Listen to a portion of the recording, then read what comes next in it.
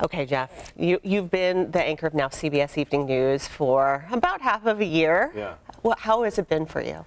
It's been fun and challenging, and we know how much more we have left to do. So we're anxious to really change and get a little better every day. I think that's the goal, to get a little bit better every day. And I think we've done that so far, but we realize that it's a long road ahead of us, and we hope people can come along for the ride. You're just talking about long road, you're talking about change. What kind of evolution can our viewers expect to see?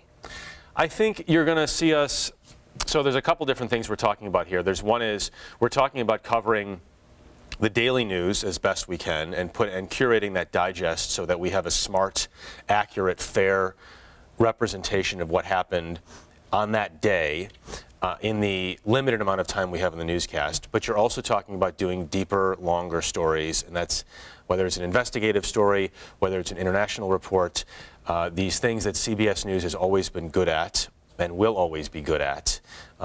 We can and will accomplish both those things. We've seen this kind of evolution over the course of a few years now, where we're seeing more anchors in the field. You've gone to Singapore, you were in LA last night, you're going to be in San Francisco tonight. How important is that to you in covering these stories? Very important. Yes, first week on the job, we were in California for a fire. Second week, we were in France to interview France's president. We were the only network that anchored from Israel, and we also visited the West Bank when the U.S. Embassy was moved. Being on the ground to cover stories, there's nothing more important than that. You have to be there to experience what people who are dealing with these stories are seeing and hearing. What has touched you most? In not just the time that you've actually been the anchor of CBS Evening News, but your career, you've been with CBS for quite some time. The most. It's a tough question. Yeah, no, it is a tough question. I've always said that there's not much that will ever be more difficult than covering Sandy Hook and when kids are shot. That was in Connecticut. It was near where I lived then. It's even closer to where I live now. So those are never going to be easy, and a lot of it is unspeakable.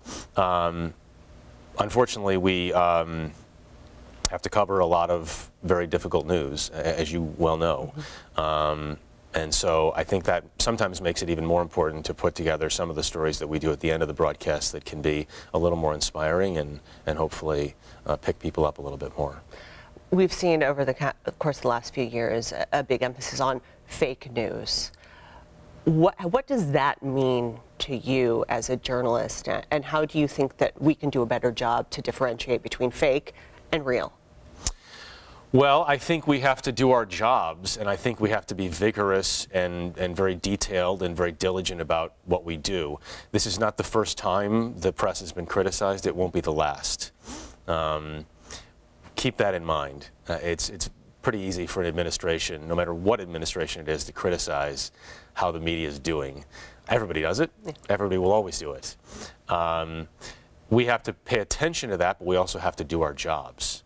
And I think that's what we're trying to do every day. For viewers who are just getting to know you, especially here in Las Vegas, what are some things that nobody knows? That nobody knows? Nobody knows. Maybe your mom. Mom and your wife. Oh, man. My mom still calls me Jeffrey sometimes. That sounds very mother-like. Yeah, it is. She'll use the full, she uses our full names and everything else to still scold us every once in a while. I don't know. I mean, it's, what else does nobody know? Or what would you want them to know about you? I guess that, as many of your viewers feel, and I'm sure as we all feel, that, I think it's important to understand that there is a balance to the job that you have to try to achieve between family and work, and that the personal time, the family time is very important. And it's certainly important to me. I unfortunately had to travel this past weekend, but in this job in particular, given the hours during the week, it does make the weekends even more precious and more valuable. And so I try to cherish those. Thank you so much for joining us today. Sure.